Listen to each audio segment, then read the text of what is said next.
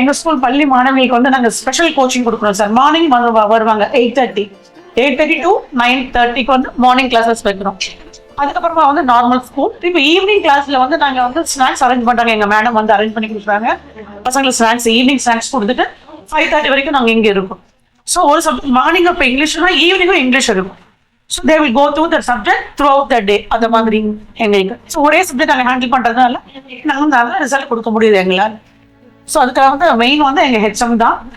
அவங்க வந்து எல்லாத்தையும் அவங்களால முடிஞ்சதையும் மற்றவங்க கிட்ட கொஞ்சம் ஷேர் பண்ணி ஸ்பான்சர்லாம் வாங்கி பசங்க வந்து வெளியில போகக்கூடாது, நம்ம ஸ்கூல்லே இருந்து சாப்பிட்டுட்டு இங்கே படிக்கணும் அப்படின்ற ஒரு ஆசையில நாங்கள் பண்ணிட்டு இருக்கோம். ஒவ்வொரு ஸ்பான்சர் சார் எல்லாம் கேட்பாங்க ஸ்நாக்ஸ் பண்றீங்களா அது அப்படின்னு சொல்லி. அப்புறம் திடீர்னு ஒரு தமிழ் டீச்சர் என்ன பண்ணாங்க, அவங்க பிளைண்ட், அவங்க வந்து ஒரு சவுண்டு கொடுத்தாங்க ஒரு மீட்டிங்ல, எங்களுக்கு ஈவினிங் ஸ்நாக்ஸ் வேணும்னு. கண்டிப்பா பண்றோம்னு ஜனவரியிலேருந்து அதை கொடுக்குறோம். ஆனா ஏற்கனவே நாங்கள் ஸ்பான்சர் கேட்டுட்டு இருந்தோம், தரேன்னு சொல்றவங்கலாம் கொஞ்சம் வரலாம். அப்புறம் நாங்களாவே இறங்கிட்டோம். ஸோ ஒவ்வொரு டீச்சரும் ஸ்பான்சர் பண்றாங்க, வேற யாராவது ஹெல்ப் பண்றாங்க, பேரண்ட்ஸ்னாலும் அவங்களும் பண்றாங்க.